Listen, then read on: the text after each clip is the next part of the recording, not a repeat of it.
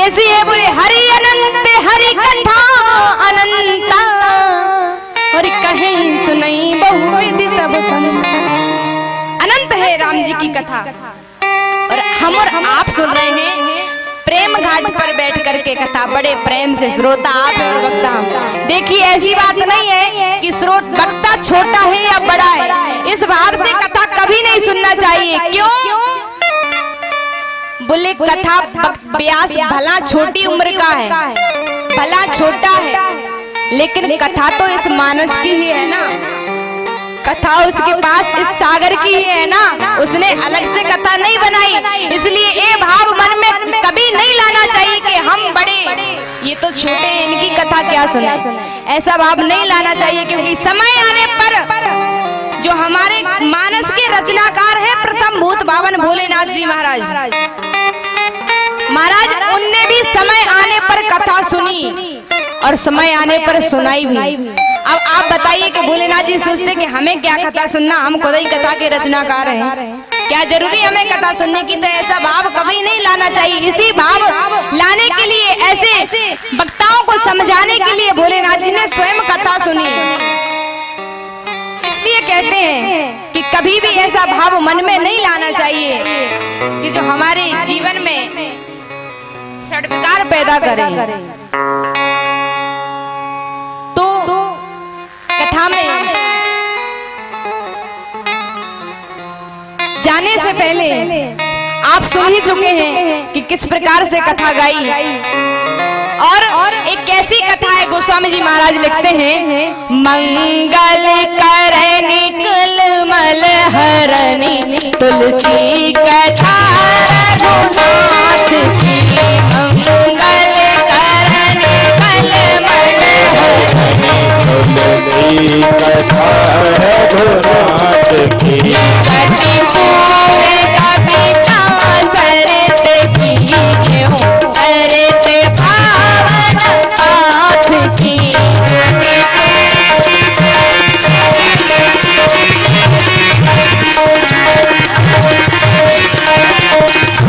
प्रभु सुजस संगत बनित भलो होए सुजन मन भाव।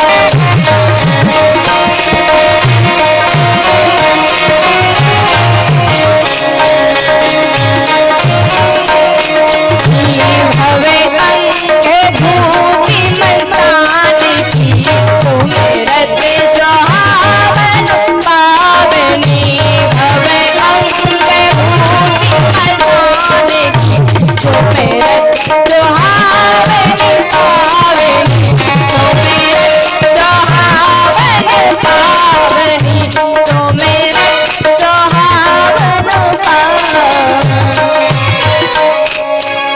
मंगल करने वाली और कलिमल को हरने वाली, इसलिए तो रामचरितमानस में गोस्वामी जी महाराज ने लिखा है कि हो मंगल भवन अमंगल हार,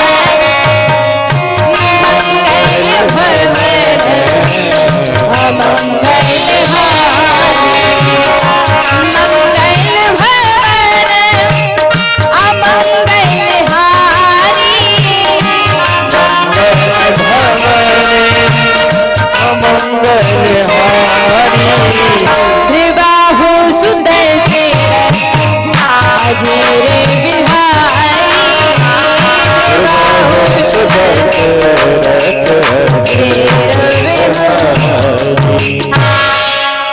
ऐसे गोस्वामी जी महाराज ने सबकी वंदना की। फिर राम जी से पहले वंदना करते हैं गोस्वामी जी महाराज राम जी के नाम की।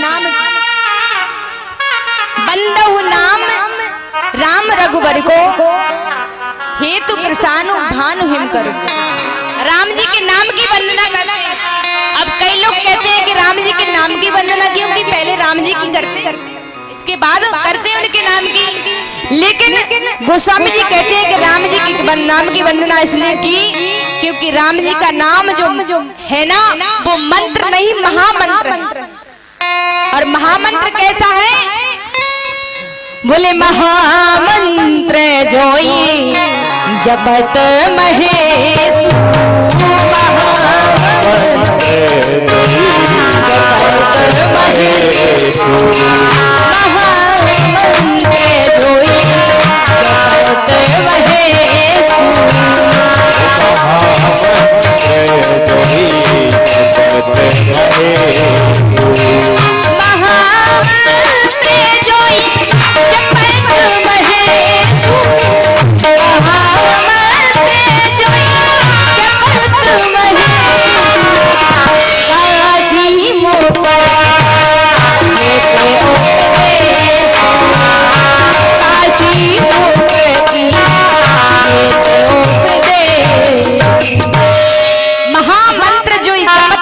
सूत्र काशी मुक्ति हेतु उपदेश।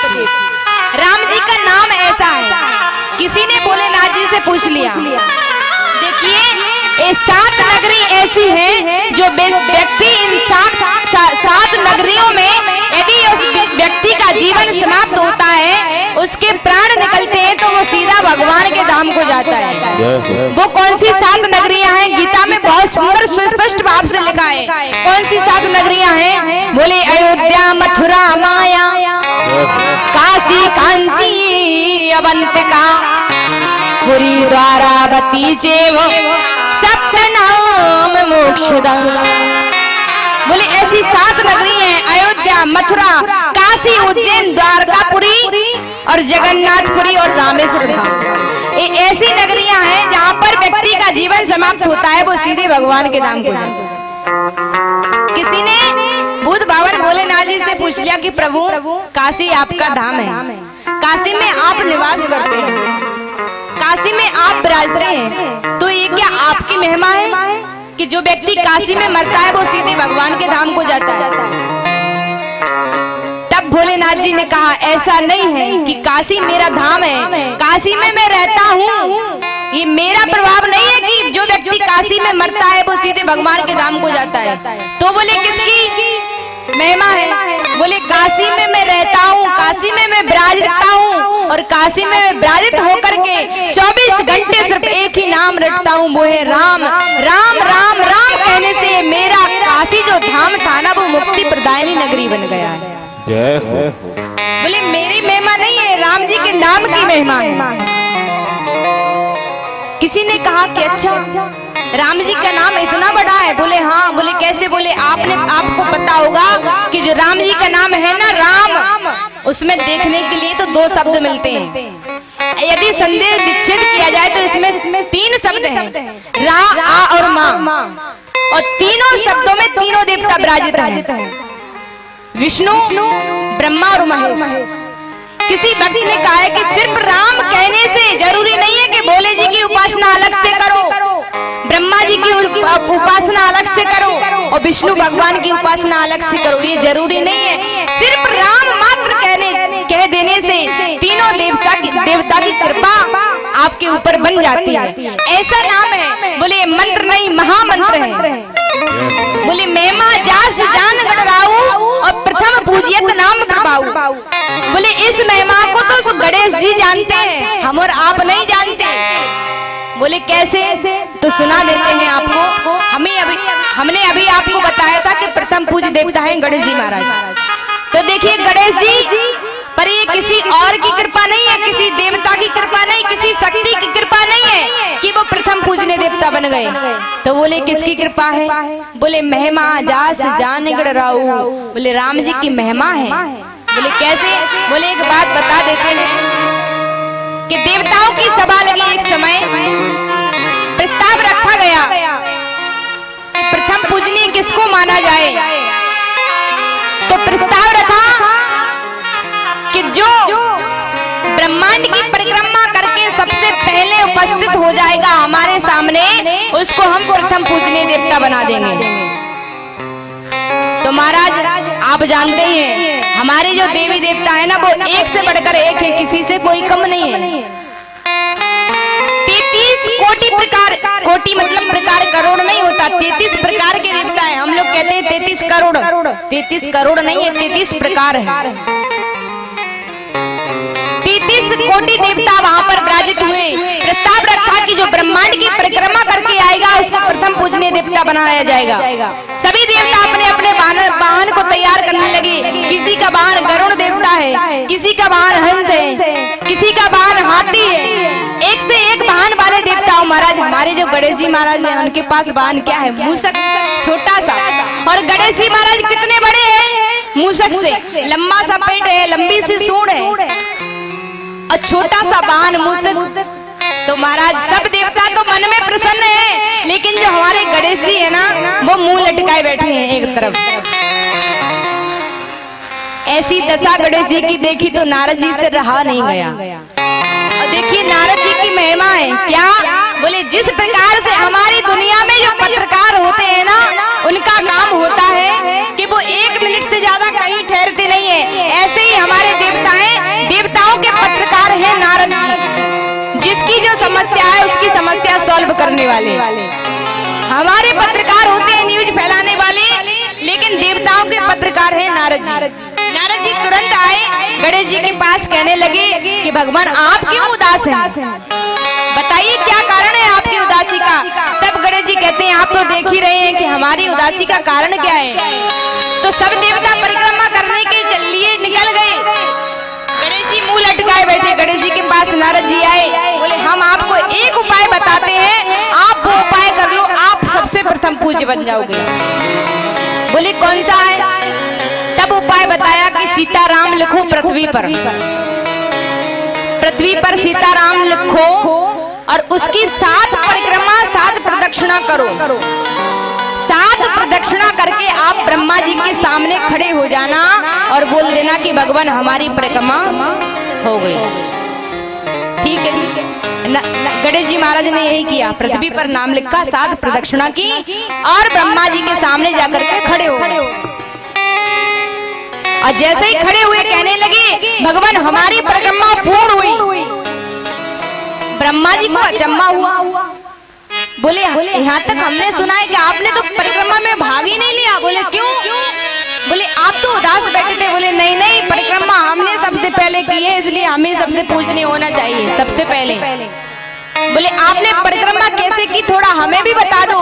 तब सारी बात गणेश जी महाराज ने ब्रह्मा जी को बताई। तो ब्रह्मा जी को भी मानना पड़ा कि जरूर आपकी परिक्रमा पूर्ण हो गई, क्योंकि जो राम जी का नाम है ना, उसमें एक ब्रह्मांड की तो बात क्या, सारे करोड़ों ब्रह्मांड समाहित है सीताराम जी के नाम।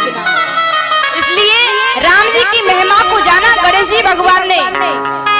और इस राम नाम की महिमा को किसने जाना? बोले महिमा जाना, महिमा नाम प्रताप जान आदि कवि नाम प्रताप भयो सुख करे उलटा जापू प्रताप भयो सुख करे उलटा जापू कभी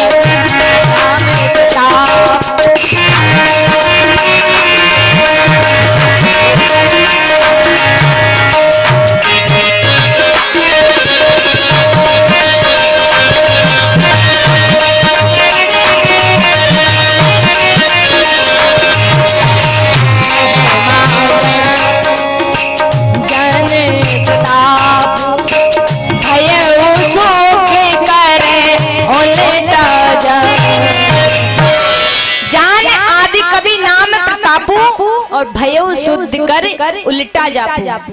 आदि कवि महाकवि वाल्मीकि जी महाराज, आपने नाम सुना है, रामचरितमानस के सबसे प्रथम लेखक हैं। 19 राम जी के नाम की महिमा को जाना। बोले कैसे? बोले हम बता देते हैं, कथा छोटी सी है कि जो वाल्मीकि जी है ना, वो पहले जन्म में रत्नाकर नाम की एक डाकू थे। रत्नाकर नाम था और चोरे लुटेरे इतने बड़े डाकू थे कि जिनसे बड़ा कोई नहीं था उस दुनिया में। चोरी करते थे, डकैती करते थे और समय आने पर तो व्यक्ति की हत्याएं भी कर देते थे। इतने बड़े डाकू रत्नाकर महाराज। रत्नाकर से लोग वहां इतने डरते थे कि 4 कोस तो उनके आसपास घूमते नहीं थे, इतना डर था, भय था। एक दिन उसी के जंगल से नारद जी का आगमन हुआ। अब नारद जी तो घूमते ही रहते हैं। नारद जी निकल रहे थे उसी जंगल से, रत्नाकर मिल गया। रत्नाकर ने पकड़ लिया नारद जी को, उनकी बीड़ा छुड़ा ली। नारद जी ने बार बार कहा भैया मेरी एक ही तो जीने का मात्र सहारा है मेरी वीणा, मुझे दे दो, इसके बिना मैं नहीं रह सकता। आपको इससे मिलेगा क्या? रत्नाकर कहता है अरे बाबा आपको पता नहीं है, ये मेरा इलाका है, मेरा एरिया है, इसमें मेरी चलती है और किसी की नहीं चलती। बोले अच्छा? बोले भैया तो ये बता तू है कौन? मैं तो जानता ही नहीं हूँ।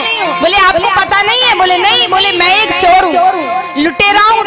हूँ और समय आने पर हत्याएं भी कर लेता हूँ। अगर तुमने ज्यादा मुझसे मुँहचाली की ना तो मैं तुम्हारी बीड़ा भी नहीं दूंगा, तुम्हें मार दूंगा। बोले अच्छा, बोले इतना बड़ा जलवा है तेरा? बोले हाँ।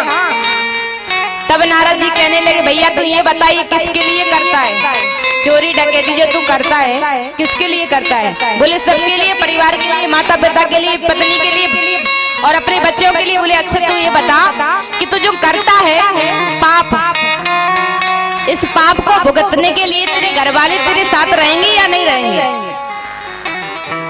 रत्नाकर कहने लगा कि घर वालों से ये तो मैंने पूछा ही नहीं कि वो मेरा साथ देंगे या नहीं देंगे। बोले कोई बात नहीं, पूछा नहीं है तो मैं यहीं पर खड़ा हूँ, तब तक तू घर वालों से पूछ किया।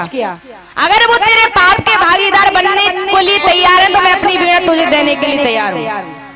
रत्नाकर ने कहा मैं विश्वास कैसे करूँ कि तुम यहाँ पर खड़े रहोगे, तुम तो चले जाओगे। बोले नहीं, अगर तुझे विश्वास नहीं है तो मुझे रस्सी से बांध दे, पेड़ से मैं बंधा रहूंगा।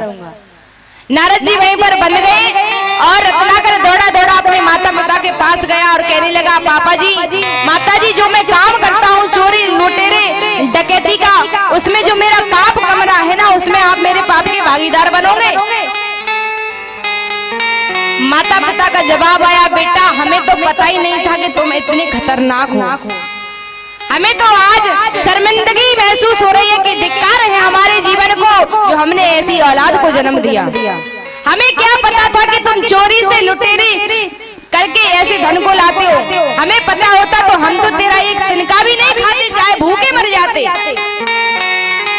महाराज ये बात सत्य है, अगर बेटे हैं ना तो माँ बाप की सेवा करनी चाहिए, चोरी से लुटेरे से नहीं। मेहनत का जो कमाया हुआ है ना, 1 रुपया भी है तो उसमें घर कमाओ, उससे घर बनाओ। जरूरी नहीं है कि हमें 4 व्हीलर में घूमना चाहिए, हमारी अहमियत अगर साइकिल की है ना तो पैदल चले जाओ, जरूरी नहीं है कि साइकिल पे बैठ के भी जाओ। क्योंकि आपको पता होगा किसी माता ने किसी से कहा कि तुम खुद रोटी बनाती हो, तुम्हारे पास बहुएं बेटी नहीं है क्या? तो एक उसकी आवाज आती है कि नहीं मेरे पास है तो बेटा जरूर। तो बगल वाली कहती है उसके पास बेटा तो है लेकिन मैं बता देती हूँ कहाँ है। बोले कहाँ है? बोले 2 जेल में है, 2 फरार है। बताओ क्या मतलब है ऐसे 4-4 बेटों का? माता पिता ने कहा रत्नाकर हम बिल्कुल तेरे साथी नहीं है, जो तूने कमाया है वो तुझे ही भुगतना पड़ेगा। रत्नाकर छोटा सा मुंह लेकर के पत्नी के पास गया, पत्नी ने भी यही जवाब दिया कि अगर मुझे पता होता कि आप ऐसा काम करते हो तो मैं किसी कुएं में डूब के मर जाती, पर आपके साथ नहीं रहती।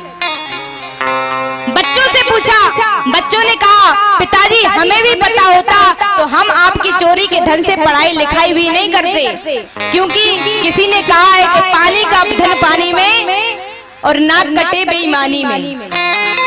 पानी का धन पानी में ही जाएगा। आप चोरी करके ला रहे हो ना तो आपकी भी एक दिन चोरी तो नहीं होगी लेकिन वो धन चला जाएगा आपके घर से, चाहे बीमारी में जाए, चाहे एक्सीडेंट हो जाए उसमें जाए, पर चला जाएगा। आपको पता होगा कि बड़े बड़े व्यक्ति हैं, SDM है, दरोगा हैं, जी रिश्वत का खाते हैं, मिलते हैं 20,000, महीने में कमाते हैं 60,000। 40,000 कहाँ से आते हैं? बोले रिश्वत से आते हैं। महाराज रिश्वत का धन कैसे जाता है पता है? कमाते बहुत हैं लेकिन घर में जाकर के देखना तो रूखी रोटी खाते हैं। रूखी रोटी क्यों खाते हैं? कहा आप रूखी रोटी क्यों खा रहे हैं? कहा भैया क्या करें, डॉक्टर ने बताया है कि रोटी चिपड़ के खा लूंगा ना तो मेरी तबीयत खराब हो जाएगी। ये क्या है? धनवान होकर के भी निर्धन है और हमारे संत महात्मा निर्धन होकर के भी धनवान है। कैसे? कबीरदास जी ने बहुत सुंदर कहा है कि कबीरा सब जग निर्धना, अरे धनवंता नहीं कोई, अरे धनवंता सोई जानिए जको राम नाम धन हो। कोई तन दुखी कोई मन दुखी, कोई धन में रहते उदास, अरे थोड़े थोड़े सब दुखी सुखी राम के राम। इस संसार में सुखी वही है जो राम जी के दास हैं। रत्नाकर के बच्चों ने भी रत्नाकर से मना कर दिया कि पिताजी हम आपका साथ देने के लिए तैयार नहीं है। रत्नाकर रोता रोता आया नारद जी के पास, कहने लगा प्रभु जो मैंने पाप किया है ना उसका प्रायश्चित कोई नहीं करेगा, मैंने किया है, मुझे ही भरना पड़ेगा। रत्नाकर सिर पकड़ के रोने लगा, नारद जी से कहने लगा आप ही मेरे गुरुदेव बन जाओ, मुझे अपने किए गए पापों से मुक्त होना है, मुझे अपनी करनी का प्रायश्चित करना है।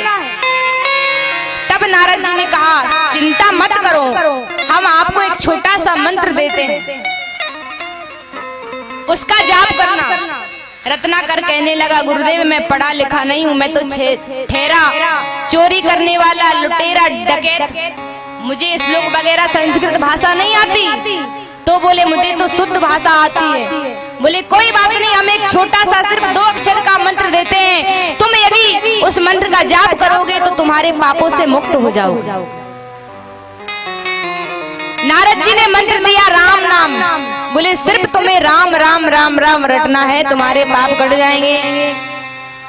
रत्नाकर कहने लगा गुरुदेव मुझे पता कैसे चलेगा कि मैं पापों से मुक्त हो गया हूँ, इसका भी कुछ उपाय बता दो कि मुझे पता चल जाए कि मैं पापों से मुक्त हो चुका हूँ। तो देखिए जंगल में सूखी लकड़ी पड़ी थी, नारद जी बाबा ने वो सूखी लकड़ी उठाई और थमा दी रत्नाकर के हाथ में, सामने इस लकड़ी को रख लो और राम राम रटो। जिस दिन इस लकड़ी सूखी लकड़ी पर हरे पत्ते लगाए ना उस दिन समझ लेना कि तुम पापों से मुक्त हो गए। तब महाराज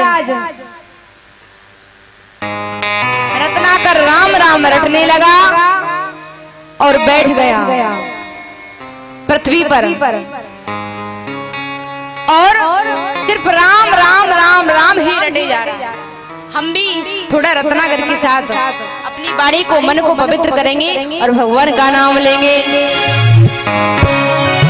राम को मांग ले मेरे प्यारे, राम को मांग ले मेरे प्यारे, भर का सहारा मिलेगा। राम को मांग ले मेरे प्यारे, भर का सहारा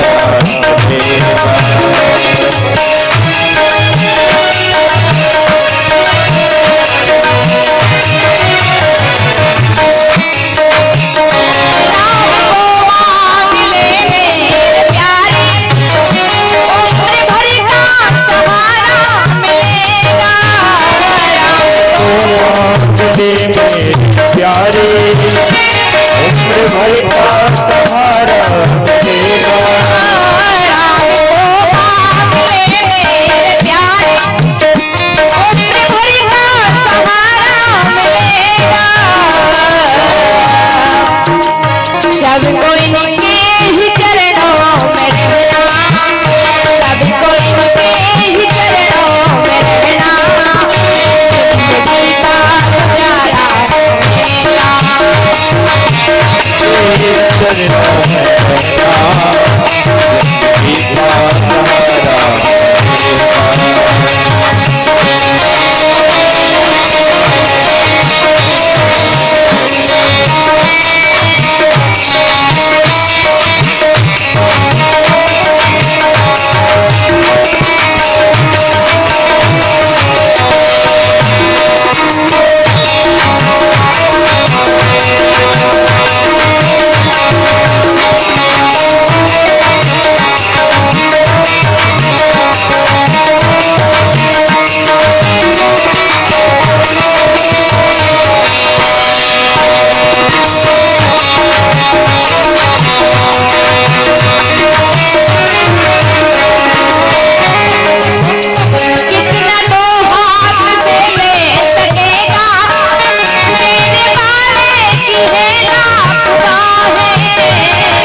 दो हाथ से ले सकेगा, देने वाले जवान है। कितना दो हाथ से ले सकेगा, लेने वाले की लाख बाहें। कितना दो हाथ से ले सकेगा, लेने वाले की लाख बाहें।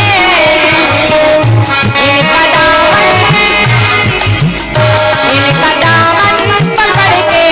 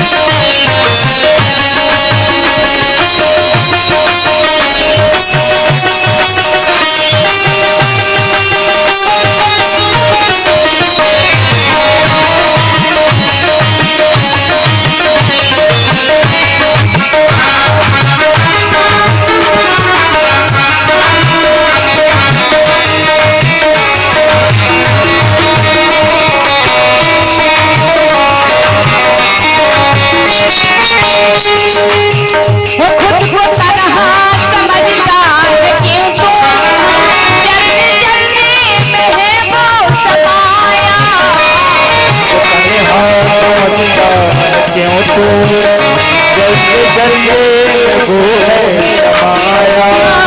खुद को तन्हा खुद को तन्हा समझता है क्यों तू, जर्रे जर्रे में है वो समाया।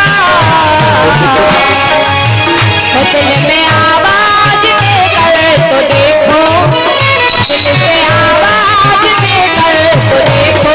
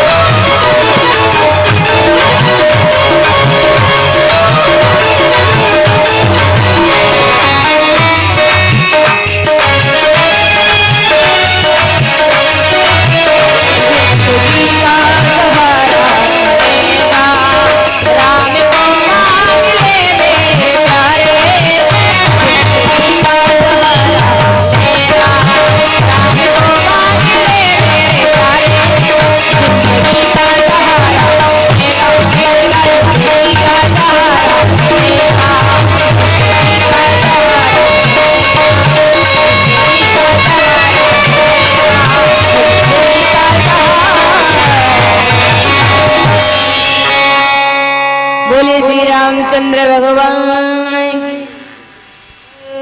तो रत्नाकर ने अपनी समाधि लगाई और राम राम रटने लगे। प्यास लगी, पानी पीने के लिए गए और पानी पिया, उतने समय में ही राम जी का नाम भूल गए। अब दिमाग लगाते हैं कि मैं राम कह रहा था, क्या कह रहा था मुझे समझ में नहीं आ रहा। तो राम कहते कहते भूल गए और मरा मरा रटने लगे। कह रहे शायद मुझे ऐसा लग रहा था कि मैं मरा मरा रट रहा था। और देखिए हम राम राम राम राम राम राम अधिकतर रटेंगे ना तो मरा मरा ही निकलेगा, और हम मरा मरा मरा मरा रटेंगे तो राम राम निकलेगा। तो गोस्वामी आदि कवि वाल्मीकि जी महाराज राम राम भूल गए, क्या रटने लगे, बोले मरा मरा। सोई गोस्वामी जी महाराज ने रामचरितमानस में तुरंत लिख दिया, क्या बोले उल्टा नाम जपा जग जाना, वाल्मीकि भय ब्रह्म में समाना, वाल्मीकि भय ब्रह्म में समाना।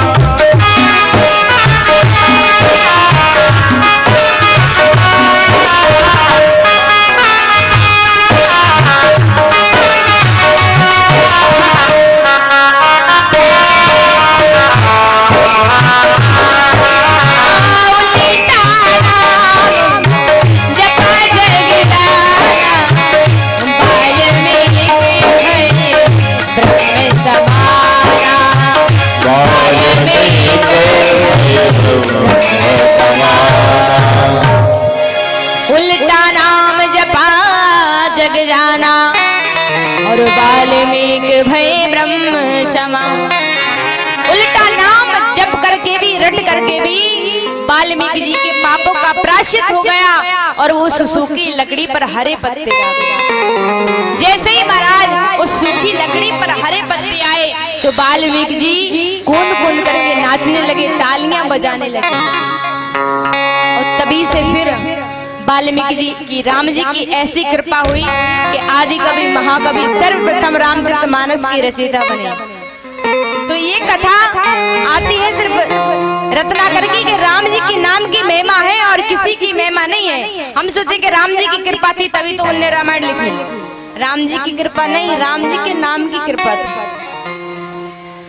और इस राम जी के नाम की महिमा को जाना, नाम प्रभाव जान शिवनी को और काल कूट फल दीन अमिल को। जब समुद्र मंथन हो रहा था तो उसमें जहर का हलाहल विष का प्याला निकला। महाराज उस प्याले को लेकर के देवता घूम रहे, इसका क्या करें? पार्वती मैया से पूछा, भवानी आप यदि कह दो तो भोलेनाथ जी इसका धारण कर लें। भोलेनाथ जी कहते हैं स्वामी अब ये तो नहीं कह सकती कि पी लो। पार्वती मैया कहते हैं स्वामी वही करो जिसमें सबका है। तो अब सबका है तो इसी में है कि पी लो, और क्या करें इसका। तो रा कहने पर मुंह खोला और माँ कहने पर बंद कर लिया। जैसे ही रा कहने पर मुंह खोला ना और जैसे ही विष का प्याला अंदर मुंह में डाला तभी ध्यान आ गया, अरे राम मेरे हृदय में तो राम जी विराजमान है और अगर इसको निगलूंगा तो मेरे राम जी को कष्ट होगा। तो माँ कहने पर मुंह बंद कर लिया और कंठ में ही धारण कर लिया। तभी से भोलेनाथ जी का नाम पड़ गया नीलकंठ। बोलिए नीलकंठ भगवान की। विष का प्याला पिया किसके कारण? बोले राम जी की महिमा है। तभी से हमारे शायद राम जी भी नीले बदन बन गए थे। और महाराज राम जी की महिमा तो अनंत है, अपार है। इसका वर्णन तो अद्वितीय है, अनुपम है, कोई वर्णन नहीं कर सकता। फिर भी कोशिश करते हैं राम जी की भक्ति कैसी है। बुरे बरसार तु रघुपति भगति तुलसी साली सुदास राम नाम बर बरन जुग सावन भादो माह। राम जी की जो भक्ति है वो सावन और भादों के महीने के समान है। सावन भादों का मास ही क्यों बताया? 12 महीने में इतने महीने हैं, कोई भी बता सकते थे। क्या कारण है? तब गोस्वामी जी महाराज कहते हैं कि सावन और भादों का महीना इतना अच्छा होता है कि हरे हरे फूल खिलते हैं, कोमल कोमल पत्ते लगते हैं। और देखिए कहते हैं कि जेठ का महीना आ जाता है ना तो सारा जंगल बेघर सा हो जाता है, जंगल में रहने की इच्छा नहीं होती। और महाराज वर्षा ऋतु में आपको घर पर रहने की इच्छा नहीं होती, मन चाहता है कि बाहर जाए, बाग बगीचे में घूम के आए, नव पुष्प खिले हुए हैं उनकी खुशबू का आनंद लें। तो कहते हैं कि जिसका जीवन जेठ मास के महीने की समान यदि उजड़ गया हो, मन शांत हो गया हो, वो व्यक्ति यदि राम जी की भक्ति को धारण कर लेगा तो उसका जीवन भी सावन भादों के महीने के समान पुष्पित फल देने वाला हो जाएगा। उसका मन खुशी से भर जाएगा, खुशी की बरसात होने लगेगी। ऐसी है तुलसीदास जी ने कहा कि राम जी की भक्ति। और आगे लिखा है कि राम जी के भक्त, राम जी के नाम को हमें जीवन में किस प्रकार से धारण करना चाहिए। गोस्वामी जी महाराज ने बहुत सुंदर कहा है कि राम नाम मणि दीप धर जी है देहरी द्वार और तुलसी भीतर बाहर हूँ जो चाहस उजिया। बोले राम जी की भक्ति मणि के समान है। राम नाम मणि दीप धर, मणि के दीप के समान है। और बोले जीभ पर धरना है, जीव देहरी द्वार। जिस प्रकार से हमारे घर में यदि लाइट चली गई, बल्ब बंद हो गया, अभी तो लाइट का सिस्टम हो गया है, पहले तो दिया ही रखते थे घर में। जिस प्रकार से यदि हमारे घर की लाइट चली गई है और हमारे घर में सिर्फ एक ही दीप दीपक है और हमें उजेला बाहर भी चाहिए और भीतर भी चाहिए, तो क्या करना पड़ेगा? बोले यदि अंदर रखेंगे तो कमरे में ही उजाला रहेगा और बाहर बखरी में रखते हैं तो बाहर बखरी में ही उजाला रहेगा। बोले ऐसा क्या करें कि दोनों जगह उजाला हो जाए? वो देहरी पर रख दो दीपक को, हम घर की देहरी पर रख देंगे तो घर के अंदर भी उजाला रहेगा और बाहर भी उजाला रहेगा। तो गोस्वामी जी महाराज कहते हैं कि जिसके जीवन में अंदर सद्विकार है और बाहर के तानों से वो बच नहीं रहा है, तो उस व्यक्ति को क्या करना चाहिए? बोले उस व्यक्ति को राम नाम मणि दीप लर जीह देहरी द्वार, राम नाम रूपी दीपक को अपनी जिह्वा रूपी देहरी पर रख देने से उस व्यक्ति के जीवन भीतर के जो अंधकार है वो तो मिट ही जाते हैं और बाहर के जो अंधकार है वो भी दूर भाग जाते हैं। ऐसी राम जी के नाम की महिमा। तब किसी ने कहा है कि छड़े भंगुर जीवन की कलिका, कल प्राप्ति को जाने खिली न खिली, मलयागर की सिच शीतल मंद, समीर न जाने चली न चली, कल काल कुठार लिए फिरता, तन ने मिस चोट झिली ना झिली। इसलिए गोस्वामी जी महाराज कहते हैं भजले हरि नाम हरि रसना, कलियंती को जान डुली ना डुली, कलियंती को जान डुली ना डुली। बोले पता नहीं है कल हमारा सुबेरा होगा कि नहीं होगा। बोले कैसे? बोले हमारा जो शरीर है ना वो इस शरीर में भगवान ने सांसें भी भरी तो वो गिन के भरी और हमें पता नहीं है कि कितनी है। बोले हम जब सोते हैं रात्रि राम जी का नाम लेना चाहिए। आजकल के बच्चों से कहोगे भैया थोड़ा राम नाम ले लो, गुड मॉर्निंग और गुड नाइट कहने से कुछ नहीं होता। कहते हैं बहन जी क्या करें, राम नाम लेने में शर्म आती है। अरे धिक्कार है ऐसे हिंदू धर्म में जीवन लेने के लिए। और ऐसी भारत भूमि पवित्र, देखिए भारत ही एक ऐसा देश है जहाँ पर लगातार रामायण होती है, राम कथा होती है, भागवत होती है, अन्य देशों में नहीं होती। अब तो महाराज भारत से अच्छा हमारा इंग्लैंड बन गया। भारत धर्म में पीछे हटता जा रहा है और इंग्लैंड आप जाकर के देखो मथुरा में जो अंग्रेज ने है ना वो साड़ी पहन करके ठाकुर जी का भजन कर रही है और हमारी हिंदू की बेटी जीन्स पहन करके मार्केट में घूम रही है। इसलिए कहना है सभी भाइयों से कि सुधारो अपने संस्कारों को और जगाओ अपनी हिंदू धर्म की भक्ति को। हमारे बच्चों की कमी